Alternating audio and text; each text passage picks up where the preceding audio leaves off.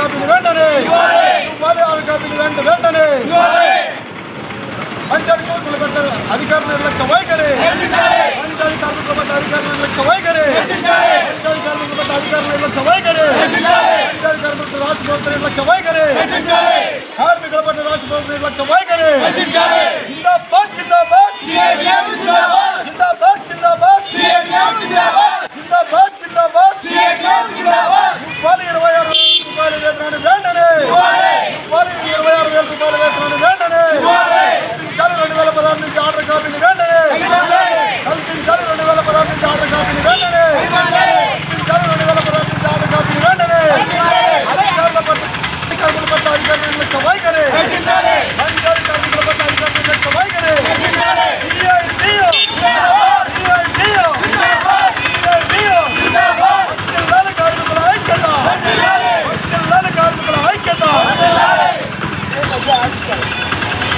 ముదుగుప్ప మండలం ముదుగుప్ప మేజర్ పంచాయతీ నందు గత 25 సంవత్సరాల నుంచి పనిచేస్తున్నటువంటి పంచాయతీ కార్మికులకు వేతనాలు 26,000 రూపాయలు ఇవ్వాలని, అంతేకాకుండా పిఎఫ్ ఈఎస్ఐ సౌకర్యాన్ని కల్పించాలని, ఆర్డర్ 2016 నుంచి నిలిచిపోయినటువంటి ఆర్డర్ కాపీని వెంటనే మంజూరు చేయాలని ఈ రోజుకు పంచాయతీ కార్మికుల నిరసన సమ్మె ఈ రోజుకు 3వ రోజు చేరింది.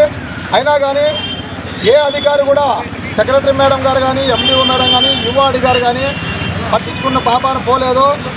వారు ఏం లేదు, ఈ పంచాయతీ కార్మికులకు 6,000 రూపాయలు ఇస్తే అది ఎక్కడా సరిపోవడం లేదు. కాబట్టి మాకు 26,000 రూపాయలు ఇవ్వాలని సిఐటి తరఫున డిమాండ్ చేస్తున్నాం.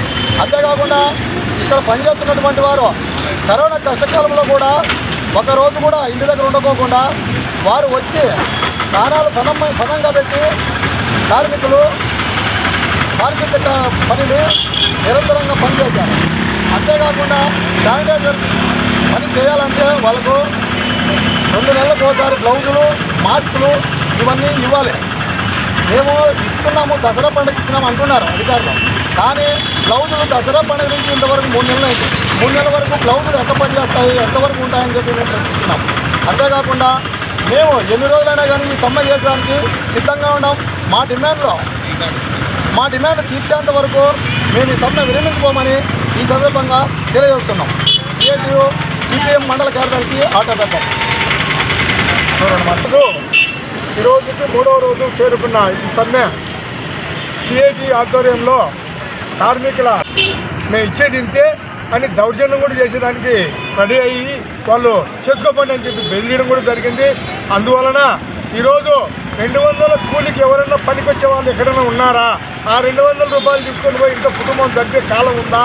పిల్లలు బడి చదువులేమి, ఇంట్లో సంసారం ఏమి చేయబట్టి అందువలన సుప్రీంకోర్టు ప్రకారం వచ్చిన ప్రకారం 26,000 ప్రతి ఒక్క ఉద్యోగస్తునికి ఇవ్వాలని చెప్పి వేతనము చెప్పడం జరిగింది. అందులో భాగంగానే వీళ్ళకు కూడా ఆ వేతనము చెల్లించాలని ఈ డిమాండ్ చేస్తున్నాము, విజ్ఞప్తి చేస్తున్నాం. సిఐటి మండల కార్యదర్శి మండల వెంకటేశ్వరరావు.